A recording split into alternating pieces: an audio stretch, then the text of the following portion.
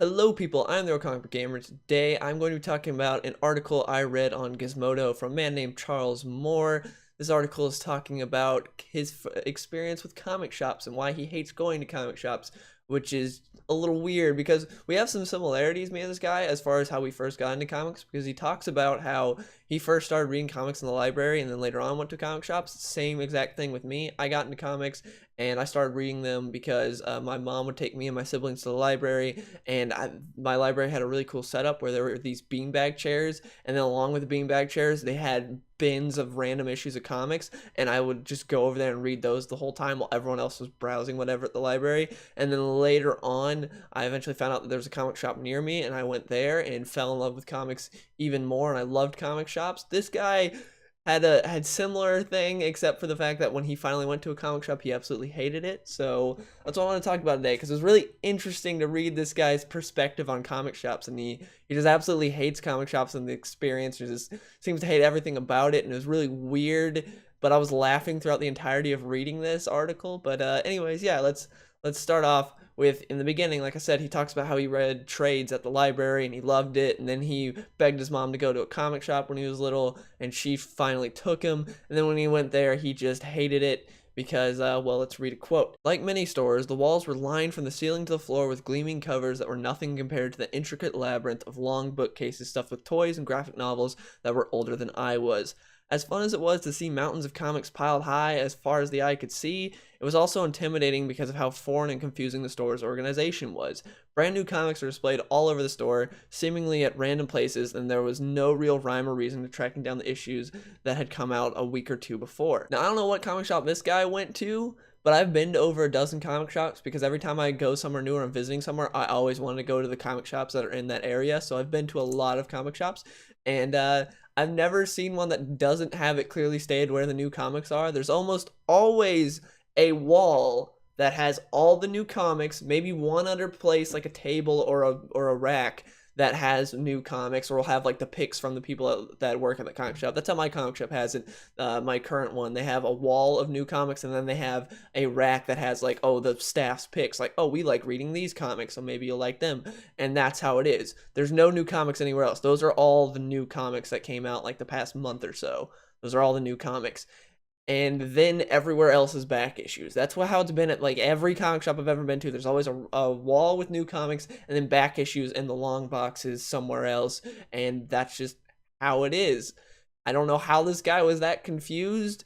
It does. I get it. It was his first time going to a comic shop, but still, that's generally how they have it separated between the back issues and the newer issues. And generally they will have issues that have been there for months, but that's because they're stacked way behind the newer issues. Like, it'll be like, okay, issue number 9 of Nightwing came out this week, but issue number 1 of Nightwing's also there, but it's way behind all the other issues. You have to go through the stack and see, and that's how it goes with the new issues. They generally just have the new series there on the wall.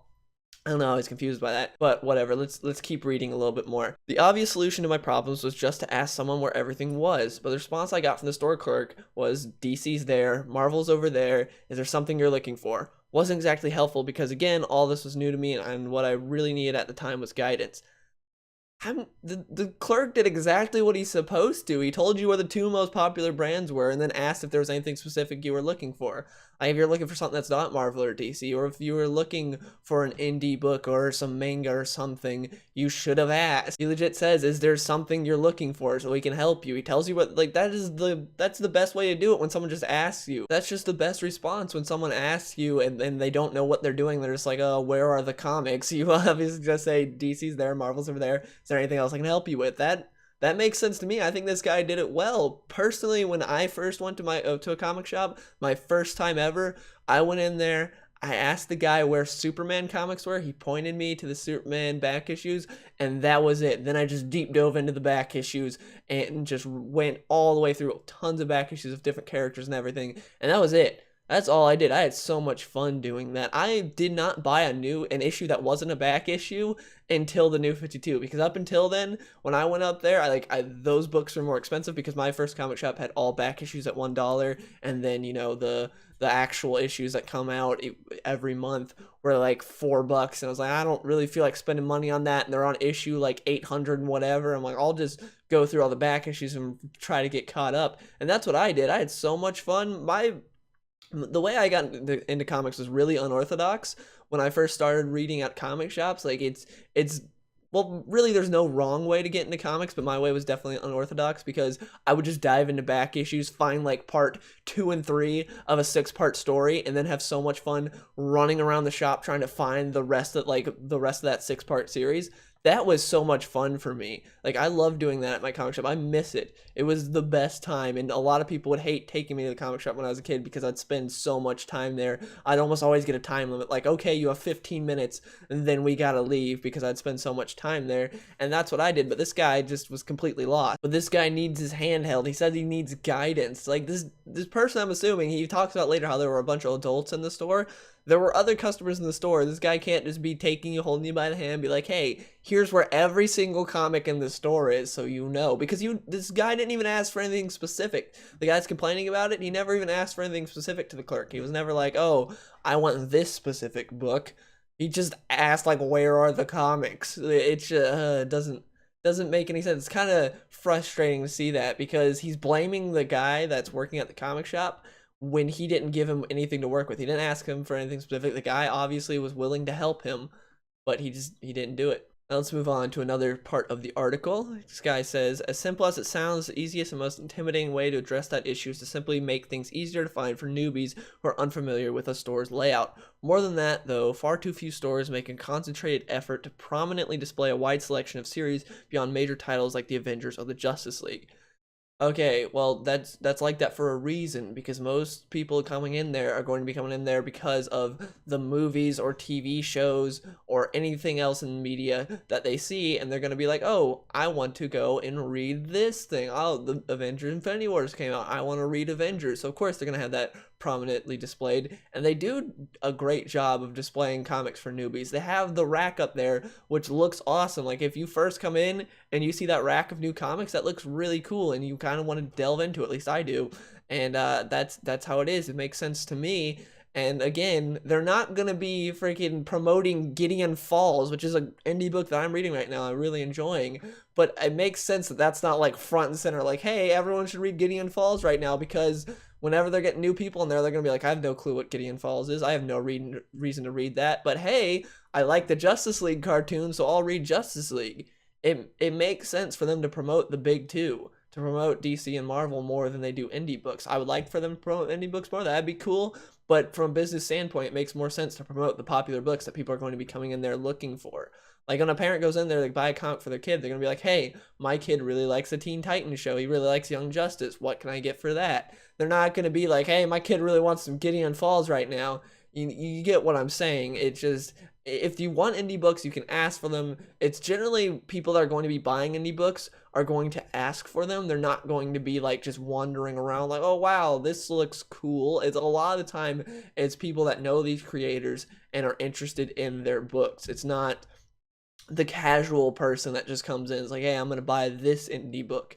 That's generally not how it goes for the most part. Then the final passage I'm going to read from this article, he says, more often than not, comic shops feel like overstuffed museum shops full of people who are all lost in their own worlds and unconcerned with making physical space for one another to move through comfortably.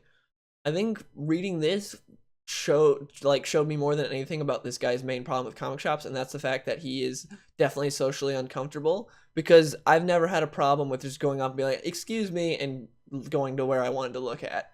No one's ever been like, no, and planted their feet and like, no, you can't look here.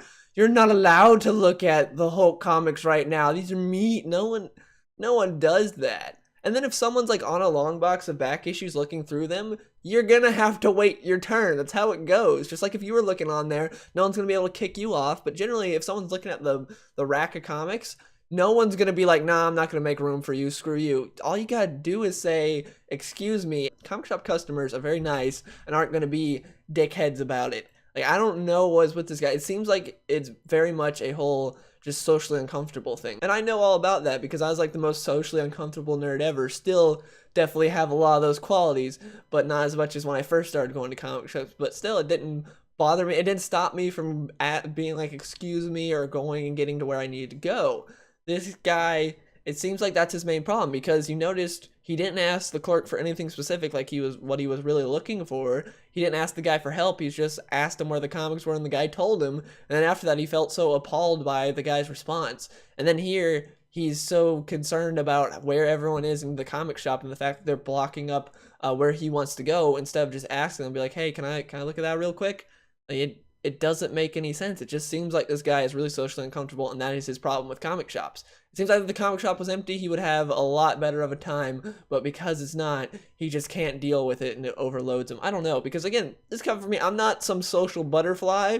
I'm definitely a socially anxious nerd, but still, going to the comic shop is like the best thing ever, and I can do it. It's not like this guy who seems to just be freaking out about why aren't they moving and making space for me, even though I didn't ask. I'm just staring at them. It's like, it doesn't make any sense to me. But yeah, I love comic shops, and this guy's critiquing of it doesn't make a whole lot of sense to me. He didn't really make any valid points that much. It just didn't make sense to me. I love comic shop. I've been going there since I was a kid, and even when I was a kid, I absolutely loved it. It was the best place ever. I'd save up my money and go and spend all my money at comic shops, and it was so much fun. And it really sucks because my comic shop growing up closed down in 2014, and that was the best shop ever. But I love my local comic shop that I have right now. Hopefully it doesn't close down. It sucks seeing all these shops close down, and it really sucks that part of the reason it's closing down is because of people like this who just seem a bit too snobby for it. Like, oh wow, this guy didn't tell me exactly what I want to know when I didn't ask. Oh, this person's not making room for me in the shop, even though I didn't even ask for him to make room for me. This mentality towards comic shops doesn't make sense to me. But anyways,